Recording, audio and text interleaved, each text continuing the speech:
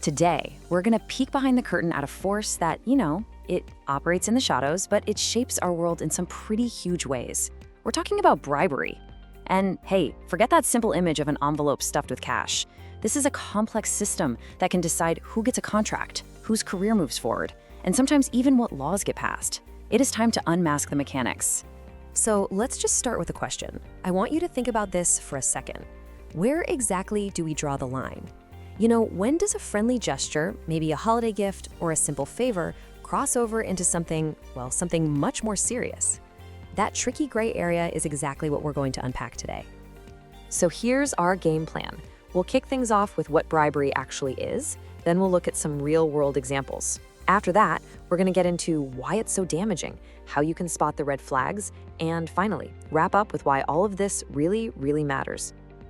All right, let's dive right in. First things first, to really wrap our heads around bribery, we need a super clear definition. What are the core ingredients that turn just a simple action into an actual act of bribery? Okay, so here it is, the textbook definition. The phrases you really gotta lock onto here are something of value and influencing the actions. See, it's not just about what's being given, it's about the intent behind it. That's the bedrock for everything we're about to talk about. Now, what's really interesting here is how this breaks down. Think of it like a recipe, right? You need all 4 of these components for it to be bribery. There has to be an offer, it has to have some kind of value, there's gotta be an intent to influence someone, and, this is the real kicker, it's all aimed at getting someone to do their job improperly. Take just one of those ingredients away, and, well, it might be something else, but it's probably not bribery.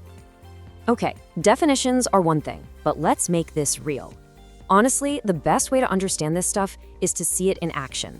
So let's look at a few examples of how this moves from just a theory into cold, hard reality.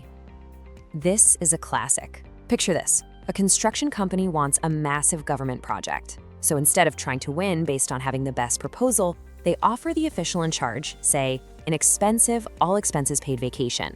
The contract gets awarded, but not to the best company. It goes to the one that paid the bribe. Oh yeah, this happens all the time in the corporate world. So a supplier charges a company, let's say $100,000 for something that really only costs $80,000. When the manager signs off on that inflated invoice, the supplier secretly gives them a kickback of $10,000. The company loses money, but the manager and the supplier both walk away with extra cash in their pockets. And this one is brilliant because it shows that bribery is not always about money. In this case, maybe an employee offers to do some personal work for their boss, like redoing the landscaping at their house for free, with this unspoken understanding that it'll help them get a promotion over a colleague who's actually more qualified. The value here isn't cash, it's a service. So we've been using this phrase, improper performance. This right here is the absolute heart of the matter. What exactly makes an action improper? This is where we really start to see the true damage that bribery causes. I mean, this side-by-side comparison really says it all, doesn't it? Over on the left, you've got a system that actually works. Decisions are based on merit, fairness, the actual rules. But on the right, you have a system that's been completely broken by a bribe. Instead of the best person or the best product winning, the winner is just the one who paid. It's the difference between a level playing field and a totally rigged game. Okay, so we know what bribery is, and we know how it messes up the system. But how do you spot it out in the wild? Let's get practical here. This next section is all about the red flags.